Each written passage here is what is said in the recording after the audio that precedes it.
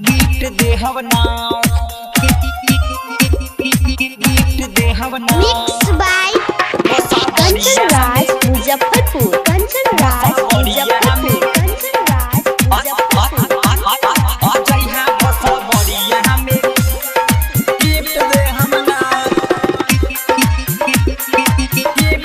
Music by Sunny Dilip gift दे हवना ताहर उम्र बाटे कम लेके घुमा तारू बम एक बेर चुमा दे दना आ जइहे बस बरिया में गिफ्ट दे हमना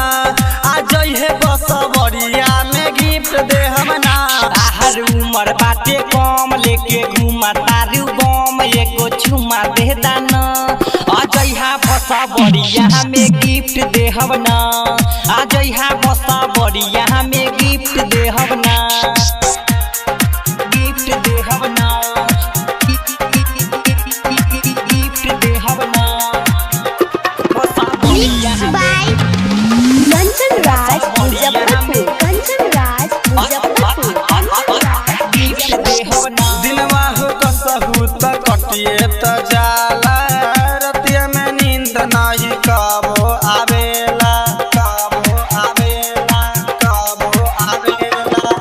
दिनवा ता कसहु कटिए ता जाला रतिया में नींद नहीं हमके आवेला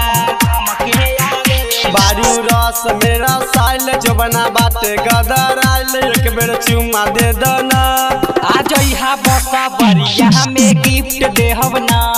आ जइहे बस बरिया में गिफ्ट दे हमना गिफ्ट दे हवना गिफ्ट दे हवना मिक्स बाय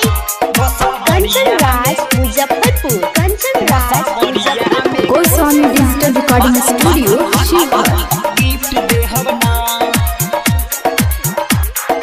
गिफ्ट दे हवना हमहु रहिले तो करे हम फेरा में कॉल करिले जब आवेला अकेला में आवेला अकेला में आवेला अकेला में हम हुराही लेता ओकरे ता फेरा में कहला लगाई ताया वे अकेला में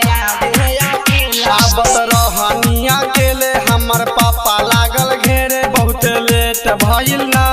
आ जइहे बसा बरिया में भेंट होई ना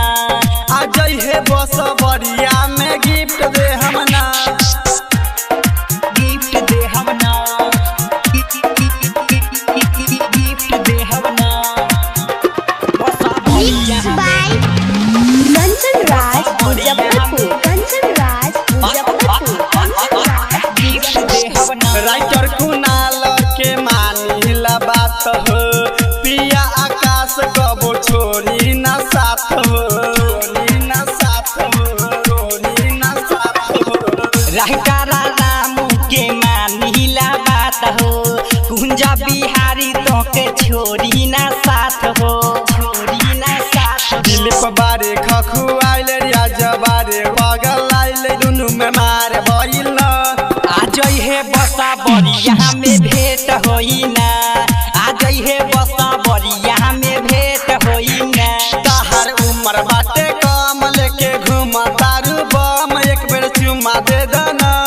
आ जइहा बसा बरिया में गिफ्ट दे हवना आ जइहे बस बरिया में गिफ्ट दे हमना Goswami digital recording studio Sheohar.